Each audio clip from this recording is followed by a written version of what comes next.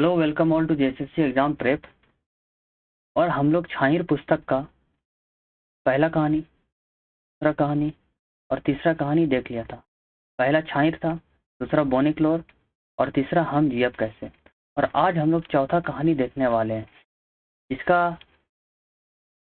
Topic है boba एगो कहानी कही दे। बूबा यानी बाबा, बाबा एक कहानी कह दो, ठीक है। इसका जो मुख्य पात्र है, उसमें मुख्य पात्र एकमात्र जो है गंगाराम ही है। गंगाराम ही एकमात्र मुख्य पात्र है। तो बूबा यानी बाबा, बाबा बाबा को हम लोग आजा भी बोलते हैं खोटा में, और हिंदी में बाबा ही को बोलते हैं, बूबा को दादा। तो इस कहानी में एक कहानी सुनाने वाला है और कुछ बच्चे हैं जो कहानी सुनने वाले हैं। तो जो कहानी सुनाने वाला है उनका नाम है गंगाराम, और दूसरा है कहानी सुनाने वाला। पहला कहानी सुनाने वाला और दूसरा है कहानी सुनने वाला। तो कहानी सुनने वाला गांव के छुआ सभी, इसका मतलब हुआ गांव के जो बच्चा लोग है, लड़का लोग, वो लोग है। तो यहाँ पे एक बूबा है, बाबा, और इसको घेरे हुए चारों तरफ से बच्चे लोग हैं और कहानी सुन रहे हैं, ठीक है। कहानी शुरू करते हैं। ये जो गंगाराम है, बाबा, या गांव का एक बूढ़ा व्यक्ति है। ये जो है ना, गांव का एक बूढ़ा व्यक्ति है। तो कहानी शुरू होता है, अगहन का महीना था, धान कटनी शुरू हो गया था। धान के बोझा, जो धान का बोझा होता है, बिंडा, खरई, खरई यानी खलियान, खम्हार में रखा जा रहा था, खम्हार में रखा जाता था। एक ही जगह में 4 से 6 किसानों का खलियान सटा हुआ था। खलियान यानी इस तरीके का जो गांव में होता है खलियान, छोटा सा घर टाइप का होता है, और उसमें जो है पुआल घास का जो रखा हुआ रहता है, जो कीला बना हुआ रहता है, उसी को बोलते हैं खलियान। तो खलियान में रखवाली, खलवान खलियान में रखवाली या ओगरी करने के लिए कुंबा, करिया, ढाको, झोपड़ी, पूरा बनाया गया था। तो उसको खलियान का रखवाली करने के लिए ये सब बनाया गया था। बेरा डूबते ही लोग ओगरी के लिए आ जाते थे। जैसे ही दिन खत्म होता था तो लोग जो है उसकी रखवाली, ओगरी मतलब रखवाली करने के लिए आ जाते थे। वहीं गंगाराम का भी खलियान था, वहीं पर गंगाराम का भी खलियान था। गंगाराम गांव का एक बूढ़ा व्यक्ति था। खलियान में ही के लिए कलवा और बियारी पहुंचा दिया जाता था। कलवा जो होता है ना, कलवा, ये दोपहर का खाना होता है, और बियारी जो होता है वो रात का खाना होता है। कलवा पहुंचाने के लिए बहू और पुतो आती थी। कलवा पहुंचाने के लिए बहू और पुतो आया करती थी, ठीक है। कलवा क्या था? कलवा जो होता है दोपहर का खाना होता है। यहाँ से पॉइंट बनेगा कि कलवा पहुंचाने कौन आता था, तो याद रखेंगे बहू और पुतो। बहू यानी गंगाराम की पत्नी और पुतो यानी उसकी बहू। बियारी पहुंचाने का काम बेटा करता था। रात में है तो रात में तो लेडीज जाती नहीं होगी, इसलिए याद रखेंगे रात में बियारी पहुंचाने का काम उसका बेटा करता था। गंगाराम का स्वभाव, गंगाराम का स्वभाव, तो गंगाराम का स्वभाव कैसा था? गंगाराम जो है हंसमुख थे, छोट छोटों बड़ों से प्यार से बात करने वाला, छोटा बड़ा से प्यार से बात करते थे, कभी गाली नहीं देने वाला, कभी किसी को गाली नहीं बकते थे। चाहे कोई उसकी खेती को चरावे, चाहे कोई उसके खेती को बर्बाद भी कर दे चरा वरा के, फिर भी गाली नहीं देते थे। नाती पोता से मजाक भी प्रेम से शिक्षा प्रद बातों से बोलकर करने वाला। अपने नाती पोता से मजाक भी करते थे, बहुत प्यार से करते थे और शिक्षा प्रद बातों से करते थे। गंगाराम के इस स्वभाव के कारण, गंगाराम का जो ये स्वभाव था उसका क्या कारण पड़ा? इससे यही होता था, जो गंगाराम का स्वभाव था, इतना हंसमुख था, छोटे बड़ों से अच्छे से प्यार से बात करता था, किसी को गाली गलौज नहीं करता था, नाती पोता से मजाक प्यार से करता था। तो इस सब का परिणाम क्या हुआ? इसे छोटे बड़े सभी, इनका जो ये स्वभाव था, इसके चलते छोटे बड़े सभी इसकी इज्जत करते थे। नाती पोता भी कभी उसे चिढ़ाते नहीं थे, बूढ़ा गंगाराम के खलियान में लड़के जमा हुए। एक दिन बूढ़ा गंगाराम के खलियान में, जो उसका टीला बना हुआ था खलियान जहाँ वो रहते थे, रखवाली करते थे, तो बूढ़ा गंगाराम के खलियान में कुछ लड़के जमा हुए और एक कहानी सुनाने का आग्रह किए और कहते हैं गंगाराम से, बाबा से, कि बूबा एगो कहानी कही। गंगाराम ने कहानी शुरू किया। काफी दिन पहले की बात है। कहानी ऐसे शुरू करते, वो बोलते हैं काफी दिन पहले की बात है, तब अंग्रेजों का शासन पूरे भारत में था। पूरे भारत में छोटे बड़े राजा रजवाड़ा अंग्रेज सरकार को मालगुजारी रैयतों से वसूल करते थे। तो कहते हैं काफी दिन पहले की बात है, उस समय अंग्रेजों का शासन था और पूरे भारत में जो है छोटे बड़े जो राजा रजवाड़ा है, छोटे बड़े राजा रजवाड़ा अंग्रेज सरकार को जो है टैक्स देते थे। ठीक है। और ये जो राजा रजवाड़ा है ये टैक्स किससे वसूल कर देते थे? ये रैयतों से। जो रैयत होते थे खेतों का, उनसे टैक्स वसूलते थे राजा रजवाड़ा, और ये अंग्रेजों को देते थे। जमींदार के माध्यम से ये जो रैयत है ना, रैयत कर देते थे। रैयत जैसे खेतों का मालिक, रैयत कर देते थे, टैक्स देते थे राजा रजवाड़ा को, और राजा रजवाड़ा उसी टैक्स को उठाकर अंग्रेज को दे देते थे। इसका माध्यम कौन बनता था? जमींदार बनता था। राजा जो है जमींदार के माध्यम से ही पूरा जो टैक्स है वो अंग्रेजों के पास जाता था। इस तरह से जमींदार जो है पूरा टैक्स कलेक्ट करता था। इसी कारण प्रति जंगल, झाड़ी, पहाड़ी या कोई भी जमीन ये सब के मालिक थे। यही कारण था जो प्रति जंगल, पहाड़ था, जमीन था, ये सब के मालिक थे। इससे इनको काफी लाभ मिल रहा था। जो राजा रजवाड़ा था इनसे जमींदार ये सब के चलते इनको काफी लाभ मिल रहा था। जो जमींदार था उनका मनमानी चल रहा था। इनका जीवन काफी ठाट बाट से चल रहा था। बिना मांस, मछली, मदिरा इनका खाना पीना नहीं होता था। बिना मांस, मछली, नॉनवेज, दारू के बिना इन लोग का जो खाना है गला से उतरता ही नहीं था। गुड़ाइट चौकीदार इनकी व्यवस्था में लगे रहते थे। देखो बात ऐसा है, अंग्रेज को राजा रजवाड़ा आप देखेंगे, और राजा रजवाड़ा के नीचे जमींदार के नीचे चौकीदार या गुड़ाइत, और उसके नीचे आता था हमारा रैयत। तो टैक्स कैसे वसूला जाता था? रैयत यानी खेत का मालिक। तो खेत का मालिक से जो टैक्स वसूलता था, कलेक्ट करने का काम करता था, वो चौकीदार करता था। चौकीदार या गुड़ाइत। ये चौकीदार या गुड़ाइत जमींदार को जाके टैक्स देता था, और आखिर में जमींदार जाके देता था राजा रजवाड़ा को, और फाइनली राजा रजवाड़ा जो है अंग्रेज को वो टैक्स पे कर देता था। तो इतने स्टेप से होकर गुजरता था ये टैक्स का स्टेप।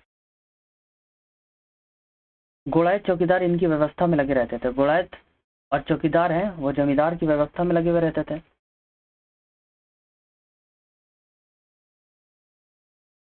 गुड़ाइत और चौकीदार रैयतों तक पहुंचाते थे, वही बताया मैंने भी। इसी तरह के कुछ जमींदार थे जिनका नाम यहाँ दिया गया है। पहला जमींदार थे दीनानाथ भंडारी जो भदुआगढ़ में रहते थे।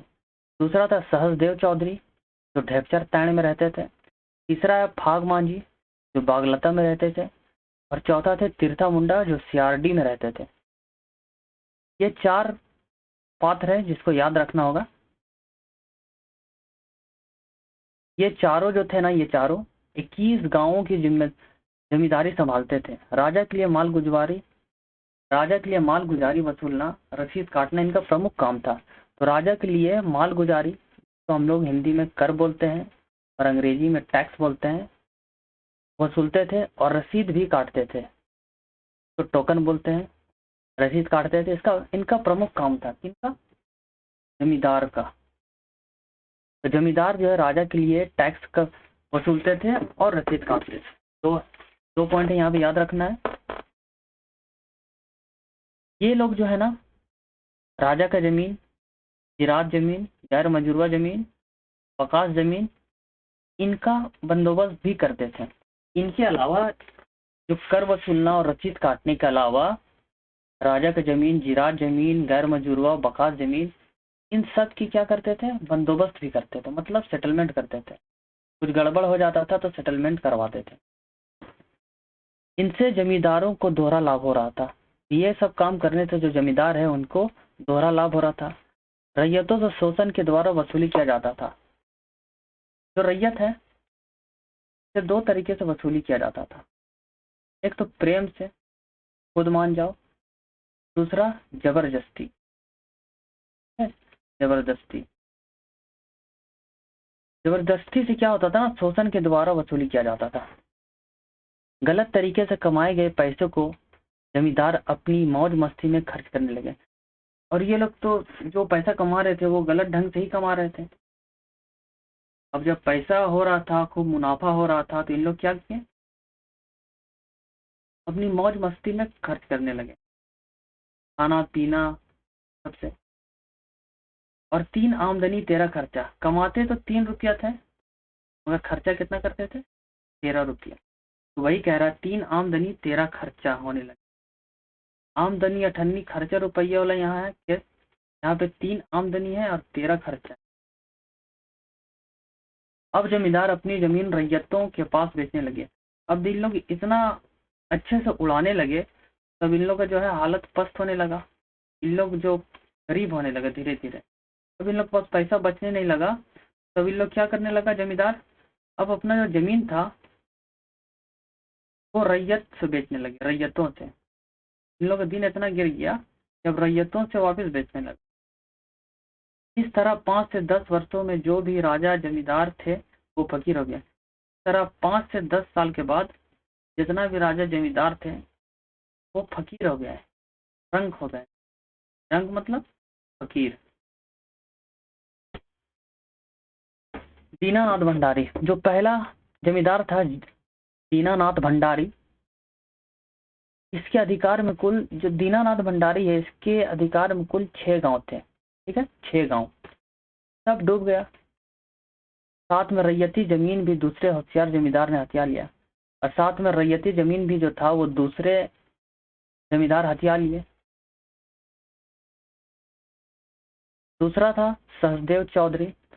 ये जो सहजदेव चौधरी है ना, दारू पीने में डूब गया था, दारू पीने में मगन था, सिर्फ दारू पीता था, उसी में सब अपना डुबा दिया। तीसरा था फागू मांझी और तीर्था मुंडा। फागू मांझी और तीर्था मुंडा जो है, इनकी हालत सहजदेव चौधरी से भी बुरा था। ये जो दारू पी के जो मस्त था ना सहजदेव चौधरी, इससे भी बुरा हाल था फागू मांझी और तीर्था मुंडा का।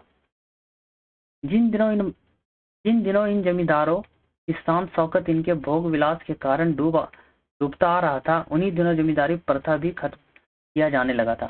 तो जिन दिनों जब ऐसा होने लगा, जमींदारों की शान शौकत इनको भोग विलास के कारण डूबता आ रहा था, इन लोग जो शान शौकत दिखा रहे थे, खा पी रहे थे, पूरा ऐश मौज कर रहे थे, इसके कारण तो इन लोग का पूरा जो है डूबता आ रहा था। और उन्हीं दिनों क्या हो रहा था ना कि जमींदारी प्रथा धीरे धीरे खत्म हो रहा था। जो दीनानाथ भंडारी के बाल बच्चे गांव छोड़कर शहर चले गए। अब जो दीनानाथ भंडारी है जिसके अंदर में 6 गांव था, उसके बाल बच्चे गांव छोड़कर शहर चले गए। लोग जो थे ना थोड़े पढ़े लिखे थे और उच्च ब्राह्मण कुल के थे। दीनानाथ भंडारी थोड़ा पढ़ा लिखा था, उच्च ब्राह्मण कुल के थे, कारण नौकरी में लगी। इस कारण इन लोग क्या किया, नौकरी में लग गए, जॉब करने लगे। और जो दूसरा वाला था सहजदेव चौधरी जो दारू पीने में मगन था, के बच्चे खेती बाड़ी में जुड़ गए। इन लोग क्या किया, खेती बाड़ी में जुड़ गया। अब भाग गया फागू मांझी और तिरसा मुंडा। अब जो है अब भाग गया फागू मांझी और तिरसा मुंडा, इन दोनों की जमींदारी तो खत्म हो गया। अब बात आया या बात होगा, अब बात आता है फागू मांझी और तिरसा मुंडा, इन दोनों की जमींदारी तो खत्म हो गया। ये जो फागू मांझी है और तिरसा मुंडा है, इन लोगों का जमींदारी खत्म हो गया था, लेकिन जो है ये अजगर की सांप की तरह उलटते पुलटते रहे। मतलब क्या ना, इधर उधर छटपटाते रहे। इनके अंदर से जमींदारी का फुटानी नहीं गया, इनके अंदर से जो था जमींदारी का फुटानी नहीं गया। अब कोई रईस रहेगा और उसका अलग फुटानी होता है। अब गरीब हो जाइएगा फिर भी आप वैसा फुटानी करिएगा तो नहीं चलेगा ना, यही कहना है। अर्थात मुदा डोरा पोर गेलक मुदा ऐठन नी गेलक, इसका मतलब होता है रस्सी जल गया लेकिन अकड़ नहीं गया।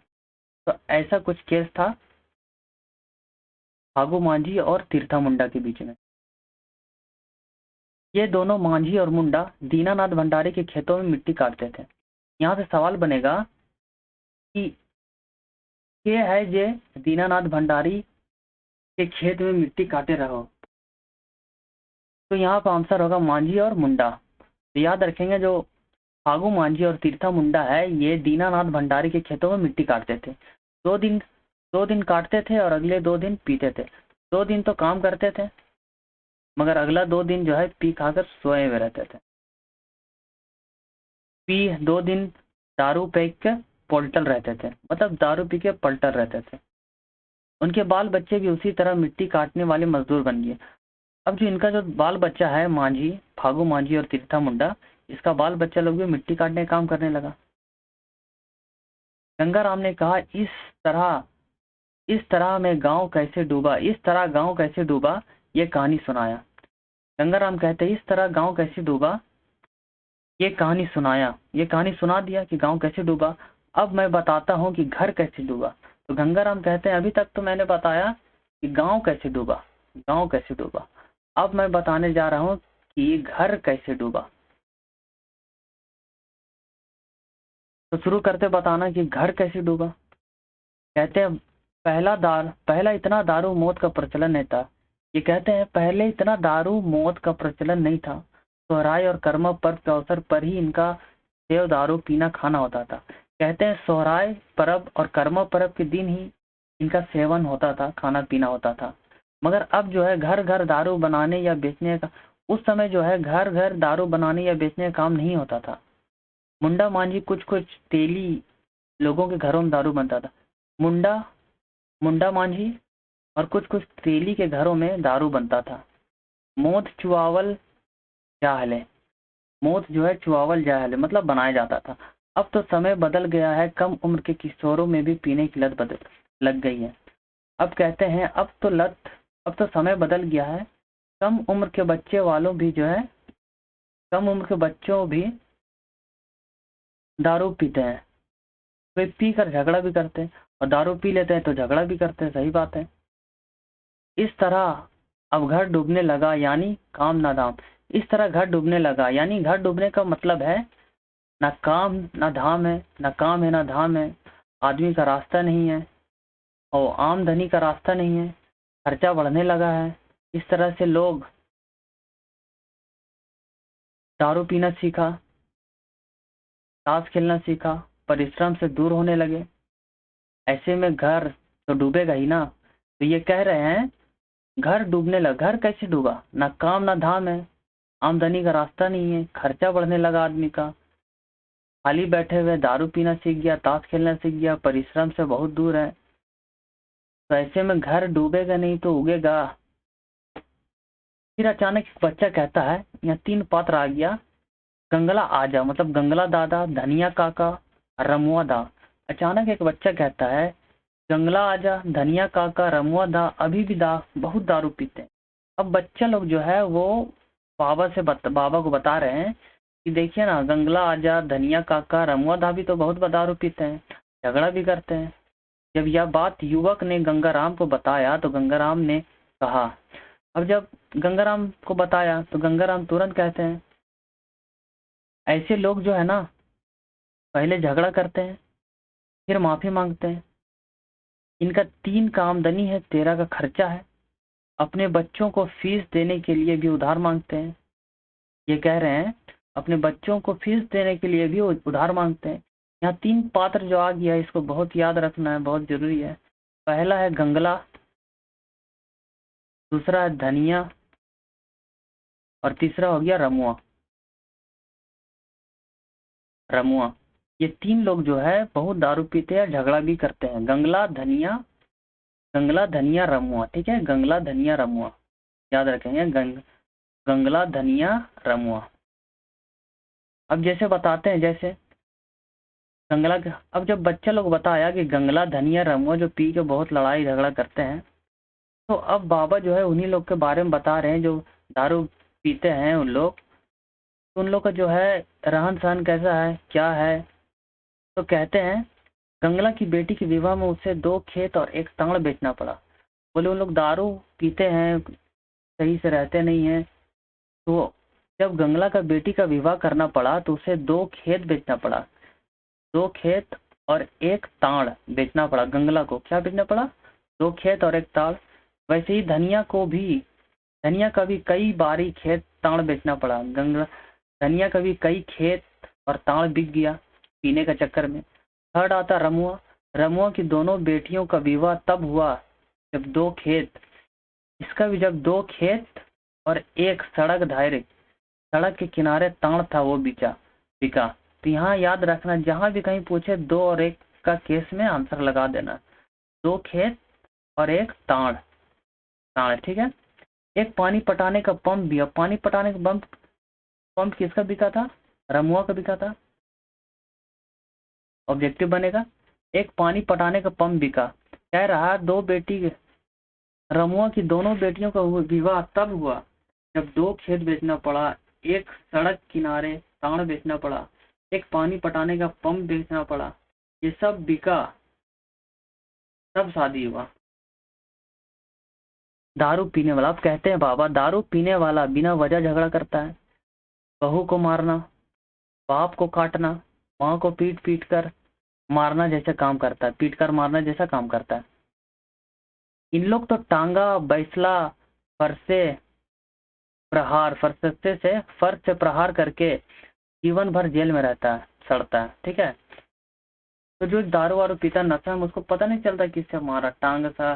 टांगा से मारता, बैसला से मारता, फर्श से मारता है और जेल में सड़ता भी है, होश में तो रहता है नहीं। ये सब ज्यादा आदिवासी समाज में घटित होता है। और ये कहते हैं ये सब ज्यादा जो है आदिवासी समाज में घटित होता है, किंतु लेकिन 1-2 कुर्मी परिवार में भी ऐसी घटना देखी जाती है। और बोलता है 1-2 कुर्मी परिवार में भी ये घटना देखी जाती है, इसलिए दारू का नशा ना करे। यह बात गंगाराम बोलकर कहानी समाप्त करता।